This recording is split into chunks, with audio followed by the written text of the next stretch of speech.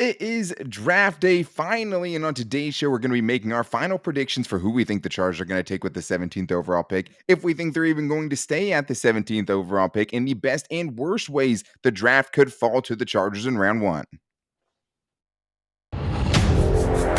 You are Locked On Chargers, your daily podcast on the Los Angeles Chargers, part of the Locked On Podcast Network, your team every day.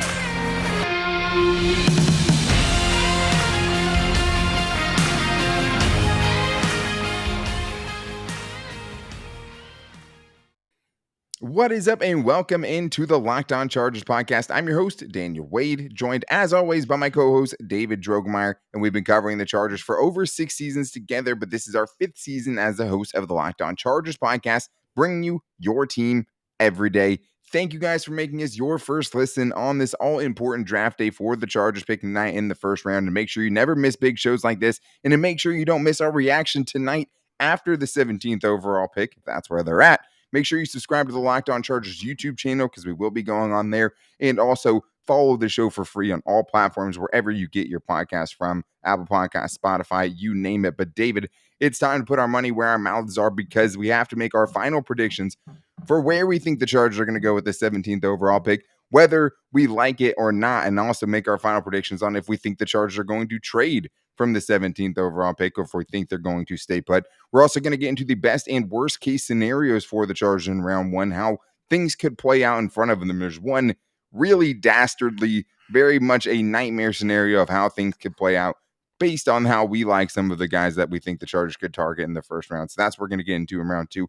And then in round two, I might just all draft all the time. Segment two, then to wrap up the show, we'll get into Tom Telesco's draft history, talk about how he's never drafted a guard. Does that change how we feel about them potentially taking Zion Johnson, or if we think they still will? And we'll also get into them only taking one wide receiver and one cornerback during Tom Telesco's era, and talk about how many of those picks in the first round have actually been really good. But David, it starts in round one, and we have to make our final predictions today. And this is a prediction. This is who we think it's going to be, not necessarily who we want it to be. And I think over the course of the shows, we've made it pretty clear who we would like to see them get in round one.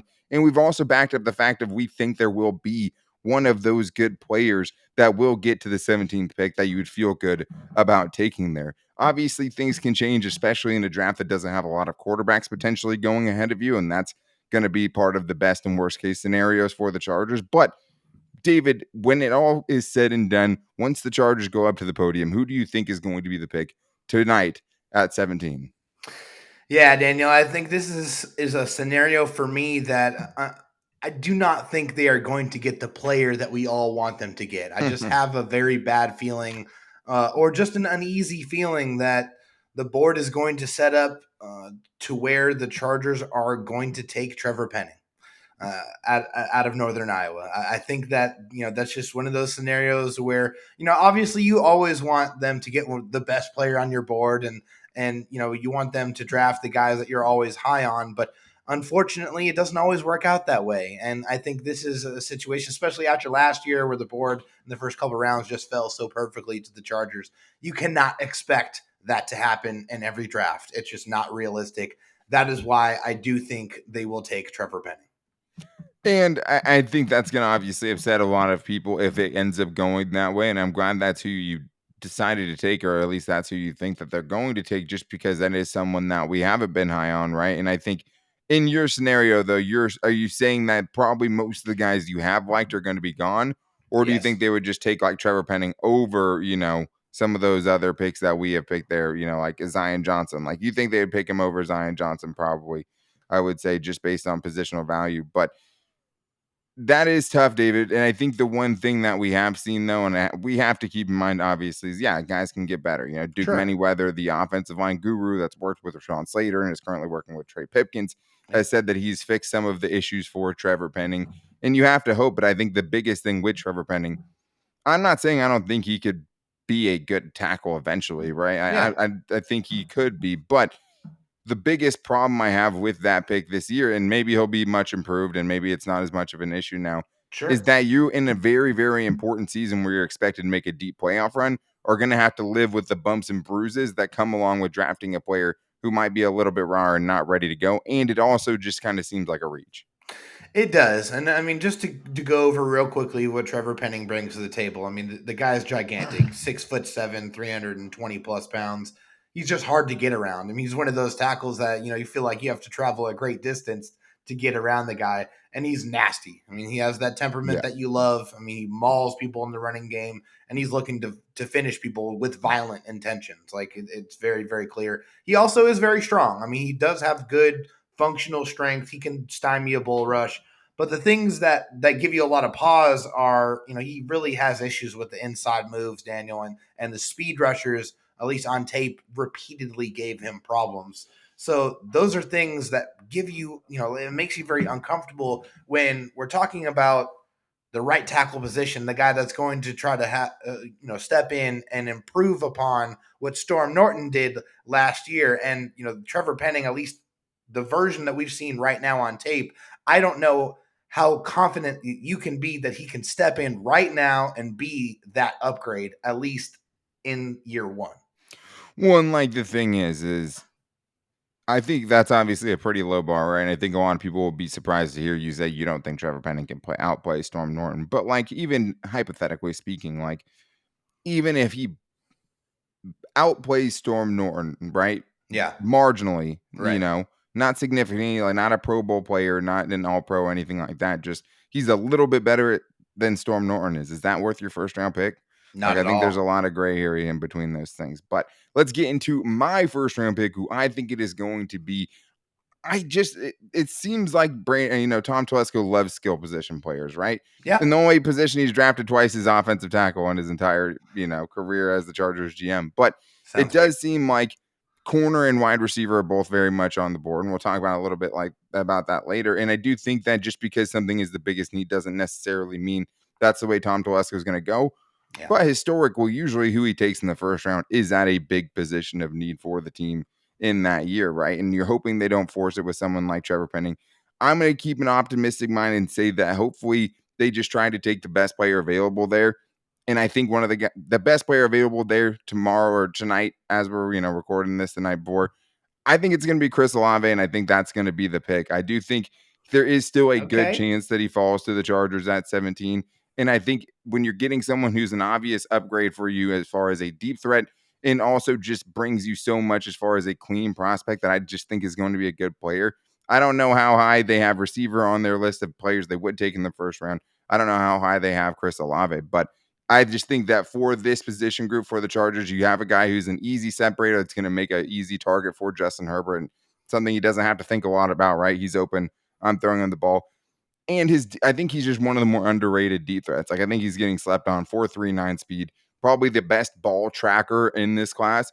And he just has such an innate ability down the field to separate, right? Like Yeah. it seems like he hits another gear. He always seems to find that separation and come down with the ball. And, double-digit touchdowns last year and produced at a high level the entire time he was at Ohio State, sharing the field with other monsters, Yeah. right? But even though I don't know if it's necessarily the most realistic pick, I just think that is something they could do. Bring in a wide receiver, add to a position of strength, and I do think there's a good chance that he is the best player available when they get to pick. Man, that would be a special move, man. I really And he do could be like. gone too, is the other option, right? Because he's a very good player and Absolutely. he's shot up. He was like a 30s, 20s prospect, and now it's like you never know. Well, the dude has the crazy speed that you're looking for, but also has those crisp, precise routes to go along with that. And you usually don't get that combination in any type of wide receiver that's coming out of the draft. But he has that rare combination of precise route running and that incredible, just taking the top off the defense type of speed. So adding that to the Chargers, offensive weapon skill group would be, I mean, honestly, the same, similar situation to adding Jameson Williams. He just, he has that ability to take this offense to the very next level and really turn this into just a nasty juggernaut. Who are you going to cover? I mean, you got Right. Keenan Allen, you got Austin Eckler, you got Mike Williams. Who are you going to cover if you add Chris Olave to Where are the you group gonna and where Gerald are you gonna Everett? focus your coverage, right? Yeah, it's And that just pick your poison to the max on offense, and man, that would be a dangerous situation.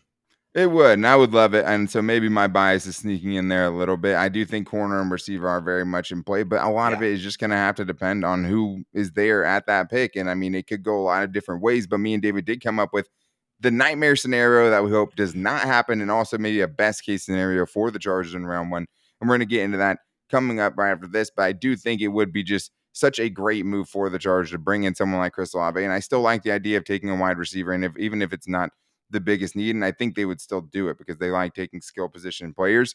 But another great move would be to make sure you take care of your mother this Mother's Day, and to make sure you go to BlueNile.com if you want to find a very special piece of jewelry to get for her to make it a very special day. I mean, I think some of us can fall into, getting your mom the same thing that she likes every year. Find a way to spice it up this year with BlueNile.com. Get her a gift she'll never forget it. BlueNile.com, you can celebrate all of life's special moments, from crafting custom engagement rings, or you can gift a classic and timeless jewelry piece, all at prices you won't find at a traditional jeweler. Looking for fine jewelry but having a hard time choosing what kind of jewelry? That's something I dealt with a lot when I was picking out the engagement ring I was looking for. At BlueNile.com, you can get experts on hand 24/7, available via phone or chat to help you find a memorable gift at every budget. So make sure you guys are celebrating these special women in your life. At BlueNile.com, you can easily navigate thousands of fine jewelry options at every price point. Whether you're customizing an engagement ring or designing diamond stud earrings, online jeweler Blue Nile will allow you to create a bigger, more brilliant piece than you can imagine at a price you won't find at those traditional jewelers. But this Mother's Day, give mom something she'll treasure forever with fine jewelry from BlueNile.com. And Locked On Chargers listeners get $50 off of $500. The podcast exclusive is only good through Mother's Day. Use the promo code Locked On. That's code Locked On, all caps, one word. Plus, every order is insured, ships free, and arrives in a discreet package that won't give away what's inside. Shop stress-free and find your forever piece. Go to BlueNile.com today. All right, David, we talked about who we think the Chargers are going to take right in round two, but we didn't talk about what's going to be available, or in round one, I should say. Obviously, there is no round two. But in segment two, we're going to get into the best and worst case scenarios for the Chargers, because I think there is a lot of different ways that it could go. And I think that for the Chargers specifically, so much is going to be determined for them, right? If they stay put, because that's the one thing. It's like they could also trade, go up in the draft, go back in the draft a little bit. I think at this point, though, we'd both probably say that they're staying. I think if we had to put a prediction on it, I think, do you think they're staying, right, at 17? Or if you had to pick, you're probably not thinking they're going to move up for someone like Derek Stingley? I don't think there's any way that the Chargers are moving up in this draft. If that happens, I would be completely shocked. Yeah, and that's just how we feel, right, for the Chargers specifically. But another great thing that's going to be happening, David, a big announcement for the Locked On Podcast Network is, for the first time ever, Locked On is hosting live coverage for the 2022 NFL Draft from their studios in Dallas, with pick-by-pick analysis from our local team experts and draft gurus. Make sure you guys tune in all 3 days as our draft team guides you through every pick and every trade in real time. It all starts tonight, April 28th, Thursday, 7 p.m. Eastern Time, 4 p.m. Pacific, available on the Locked On NFL on YouTube and on the Odyssey app. We will be on there as well at certain points, especially to talk about the Chargers pick too. So we're very excited about that. It's a huge thing for our network, and we appreciate the support that you guys have given us to help us get to a point where we're doing cool things like this as a network. But it was hard to come up with the best and worst case scenarios. David, let's go over the best scenario first. And I think the best scenario is simple. I don't even really need to lay out who's going ahead of the Chargers. Right. I think the best thing that you can hope for is that either one of Charles Cross, an offensive tackle, the third best offensive tackle by a lot of people in this draft class, or Jameson Williams, this class' true elite deep threat, fall to the Chargers at 17. I agree. Completely agree, because if you get Charles Cross, you have another bookend tackle. And we heard Tom Telesco talk about, he doesn't really care about right tackle and left tackle. It's just tackles. You have to have quality tackles in this league, especially in the AFC West, where they are surrounded by monsters that are coming after the quarterback, like Bradley Chubb and, Max Crosby, and just the list goes on and on. There's so many dangerous guys that you have to protect your prodigal son, Justin Herbert, from. And if you were able to get Charles Cross, I think you have probably in the best tackle situation that you've been in the last 25 years if you are able to acquire his services. Now, we know very, very well that is probably unlikely to happen. Jameson Williams, on the other hand, for another reason. I mean, hey, last year we saw the Bengals, just skip over taking a tackle, and they went with Jamar Chase.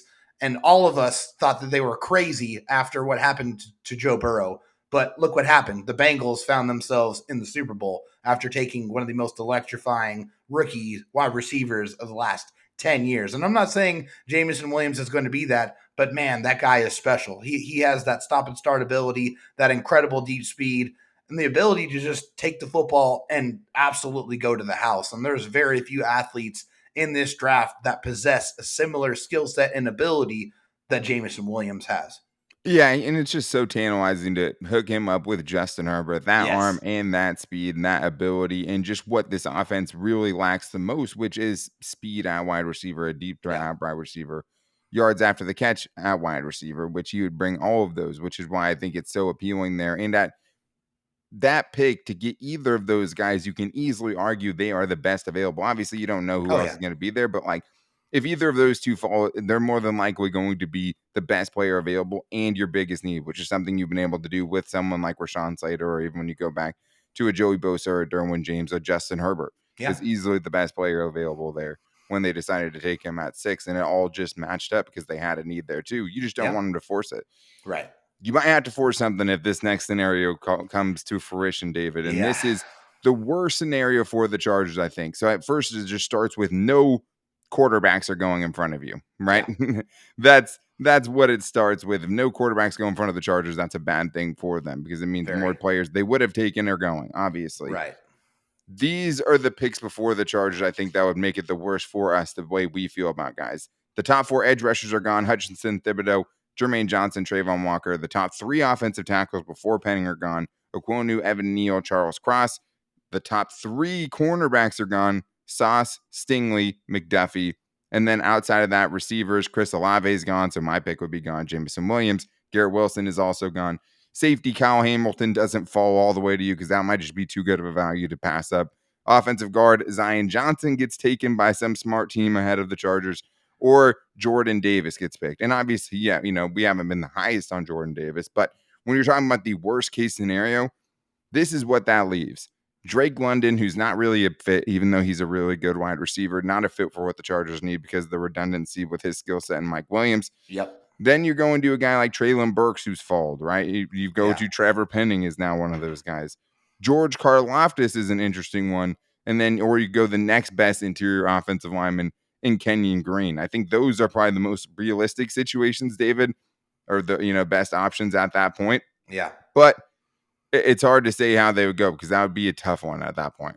It really would be a tough one. And honestly, Daniel, I think that scenario right there is probably why I feel like the Chargers are going to end up with Trevor Penning, because I think that is very well how the board could shake out. I mean, it makes a lot of sense. I mean, a lot of the best players are already off the board, some smart teams out there. And again, every single year there are teams that make picks that make you go, what in the hell were they thinking? So. Right. You have to think somebody's going to make that surprise pick, which is going to leave someone for you, right? Yeah, absolutely. I mean, and in this situation, they might just have to say, hey, I don't think there's any other tackle that I'm going to be able to find, at 79 or above that's going to be able to come in and, give me the type of value at tackle that I need. So I think that's why the worst case scenario is the Chargers saying, oh, I don't have another choice. I have to take a tackle here. And they end up taking Trevor Penning.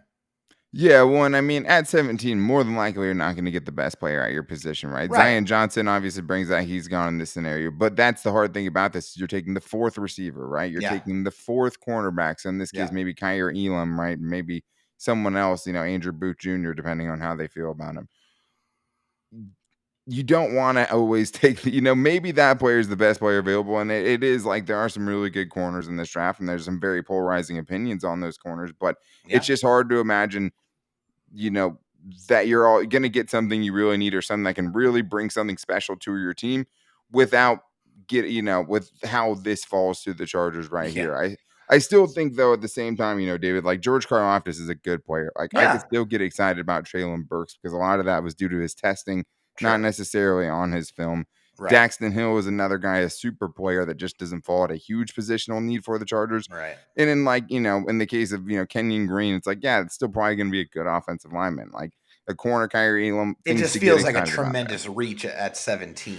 It just feels like it feels like that's kind of where the first round has like the drop off. Like if those specific guys were to fall, but the Chargers supposedly have 18 to 20 guys. So somebody they like is probably going to be available at the 17 based on their own words And that's why I think the Chargers will do this the way that we've kind of predicted it to go so far, and why they potentially will just stay put at 17. And the one thing we have seen from their history, at least under Tom Telesco, is they will move up.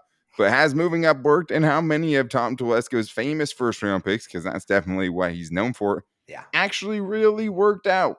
We're going to get into that coming up right after this. But I think, David, you just have to hope that a good scenario plays out. I don't need the best scenario.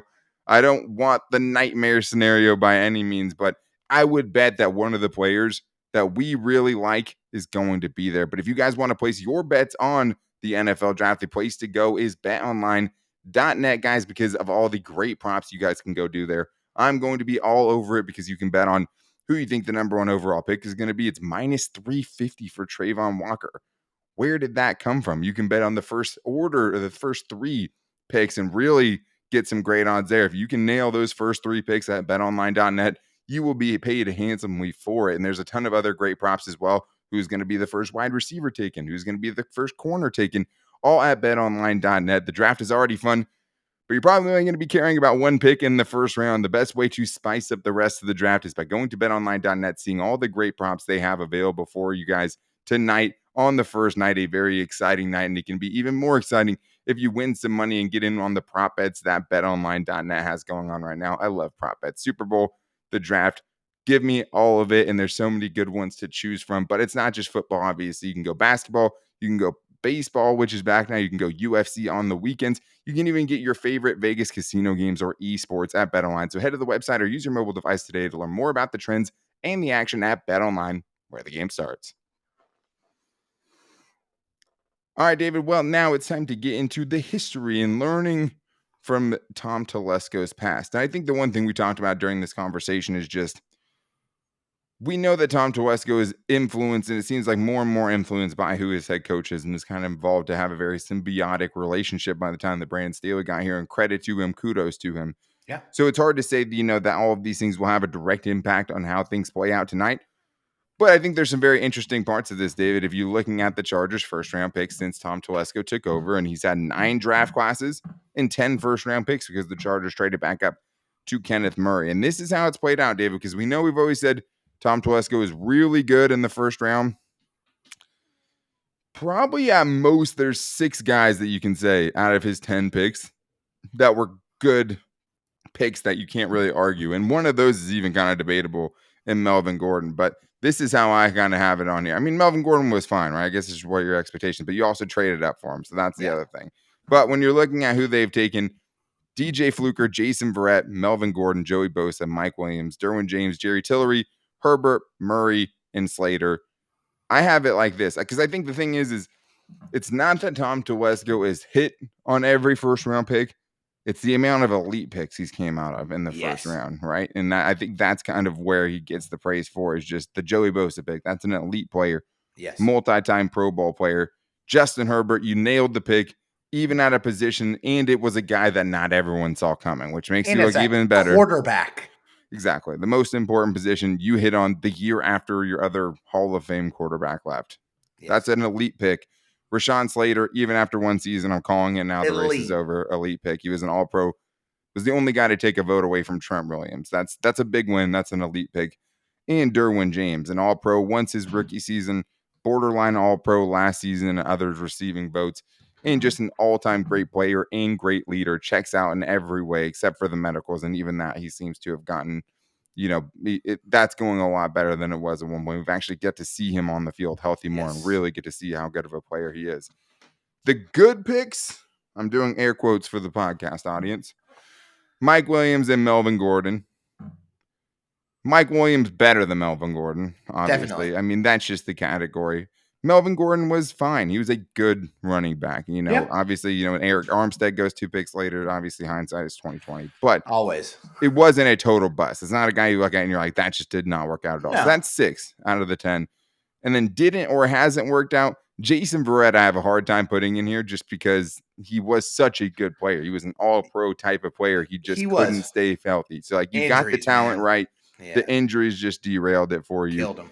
Yeah, and I mean, you could say a little bit of that about Mike Williams and Melvin Gordon, too, because those guys were banged up through their time with the Chargers and how that affected them as well. But DJ Fluker, Jerry Tillery, Kenneth Murray. And obviously there's time on Murray and Tillery, but it's hard to argue that it was a good pick at this point.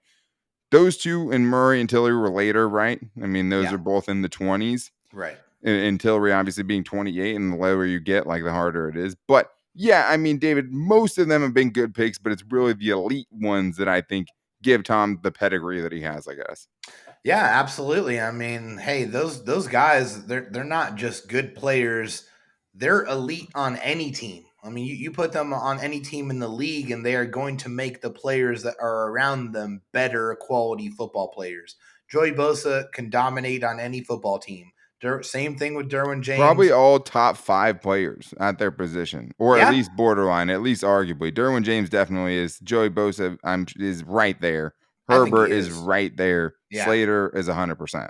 100% there. Right. Yeah. And you look at the value at those positions too, and what they bring. Edge rusher, one of the most valuable positions in the league. Quarterback, the most valuable position in the league. And it's just those for those reasons right there. That's what takes those elite picks to the next echelon. Is not only are they elite players, they're elite players at very, very important positions in the NFL. It is. I mean, they are, and even like safety wasn't considered really, and it wasn't thought of as like, okay, that's a crucial position. But like a lot of people overthought that Derwin James pick, and the Chargers didn't, and they deserve credit for that. Definitely. Because he is just everything you wanted and more. And he's not a safety. He's just an animal, period. Sure. Just a great football player. But I think the other big thing I kind of took away from looking at this is like the Chargers have never had a really noticeable reach in the first round, right? Yeah. DJ Fluker, Melvin Gordon was kind of, consensus thought of about around where he went. He was thought of as a first round pick that year. Yeah. Obviously there's picks that, when like Patrick Mahomes went and you take Mike Williams, like obviously if you go back in time, it'd play out differently. But sure. Like as far as just total bust, or as far as just the Chargers totally going, out of left field with their pick, like that doesn't really happen. Like if Cleveland Farrell going, 4th overall to the then Oakland Raiders. Exactly. Yes, or maybe was it a Las Vegas? I don't know, but to the Raiders. Yeah, like those kind of picks you can't think of. Like you don't really see a lot, right? So I don't know if he's ever had one in his time. So I think that is one thing we can kind of count on, is that it is going to be someone that's right around there as far as like this isn't going to be a guy that everyone thinks is a second round pick. Then again, this seems like the least consensus that we've had, in any of the seasons of us covering the draft. It is interesting though, David, that like every year except for one, he's taken a different position. So maybe that means this is the first year he's going to take an offensive guard in Zion Johnson, but he's never done it. I don't know if he values guard enough. I mean, they signed, Oday Abushi. Yeah, I mean, they signed Oday Abushi to a small contract last year. They don't seem in a hurry to fill it in free agency, or didn't find the value there. So that doesn't seem like, it makes me think that he could be like far lower on their board, even though he's such a good player. And it does seem like tackle could be the most likely, just because that's the only position they've taken twice. Yeah, I mean, definitely it's something you have to consider. But the one thing that we know about Tom Telesco over everything else is we don't know anything about Tom Telesco, and we don't know what he's going to do, and the board is going to dictate a lot of that. But I think if history is any indicator, I mean, there are certain positions that he clearly covets and wants to add more of, and some positions that he really just does not. And so I think guard is probably a position that, as good as we definitely believe Zion Johnson is going to be, I don't know if there's any kind of realistic chance that the Chargers are going to take him. But I've been wrong before, and I would be happy to be wrong about this one. Well, and why you predicted him to take Trevor Penning, right? I mean, in this scenario, in your final prediction, you had him going that way, and that's what they've taken most often. But it is trippy that it is, they've only gone and doubled down on one position, and that is offensive tackle. And even that, it was the very first Tom Telesco draft, and it took another 9 years. So wait, oh my God, if we're going based on order, tackle, cornerback, running back, then you take a tackle again with Rashawn Slater. If it is going in a cycle, that means this year it's going to be a corner, which would be wild because they haven't taken a corner since 2014, but it does feel like corner is very much on their radar this year. Yeah, I think corner is a very realistic option, Daniel. I think there's still 3 or 4 extra guys outside of those top 4 corners that you feel like there's a good chance that or they can go in that range. Corner seems like one of those positions too, kind of like receiver and some other ones where it's like I think teams will start taking some chances, especially late the first round, early second round. Like the guys you're talking about, like Kyrie Elam, right? Or Yeah, even Andrew Booth, who's kind of left that conversation due to the injuries, but maybe injuries. now some other corners move up and take that kind of next spot because we know teams love NFL cornerbacks. And Brandon Staley, David, like what is the one position it seems like he's constantly talking about, He especially this said, offseason? I am going to take a corner as long as I am the head coach of the As Chargers. long as I we're am here, we're going to be looking for taking it. corners every single year. I am the coach of the Chargers. So Are we just we know for overthinking sure this? Like, they're did they going to just take a already corner. tell us? Like, Yeah, but is it going to be in the first round? That's what we're going to find out tonight. when they put a premium on it last year, right? Because they, Yeah, they took Asante Samuel Jr. in the second round and happened to, and that was another really kind of deep corner class too, with some of those dudes like Eric Stokes that went, or I mean, yeah, there was a few of those that seemed to have worked out very well. And Asante Samuel Jr. is one of them. Pat Surtain, JC Warren, too soon to tell, but like, yeah. there are some guys, though, I think are going to creep up, in this. And Oh, the always. Chargers have been linked. Not a lot of, great verified sources out there, but there's definitely rumors out there that the Chargers have been linked to some corners. But it's just you don't know how high. You don't know where they're willing or where they stack up against the other positions that they could take and the other players that they like. But we do know that they pick at 17 as of now, and they don't pick again until 79. So the importance to get it right on this pick is at an all-time high right now, especially with where the Chargers are, being a team that's ready to contend and go deep in the playoffs. They need to get it right, and we will be back Have with you to. guys tonight to react to the 17th overall pick or wherever the Chargers pick in tonight's draft. If they make a trade, we'll be here tonight with an early show for you, and if they don't, we'll be here tonight with an early show for you. So to make sure you guys don't miss it, subscribe to the Locked On Chargers YouTube channel and also follow the show for free on all platforms wherever you get your podcasts from. It might even be our first ever live show on YouTube. I don't know yet. But if there was ever a time to break it out, I think tonight would be a great night to do it. So make sure you guys are around and subscribing to the Locked On Chargers YouTube channel. And we'll also post links to everything on all of our social media. So you can find our Twitter at LockedOnLAC. You can also find me on Twitter at Dan Talk Sports and David Droegemeier on Twitter at DroTalkSD. The draft is tonight. I'm so excited. You can also follow us on our Instagram page at Locked On Chargers and go like our Locked On Chargers Facebook page. We want to hear your reactions, though, for next week for sure. So if you guys want to get your reactions in, call into the Locked On Chargers voicemail line at 323-524-7924. And you better make sure you're following in all those places because we're going to have an extra bonus show after day 2 of the NFL draft with whoever the Chargers take in the third round, or maybe they have multiple picks in on day 2. We will have to wait and see, but we will have an extra bonus show for you guys out no matter what. So thank you guys so much for listening. We can't wait for tonight and be here with us for our reactions to these crazy picks. Until then, guys, take it easy and go Bolts.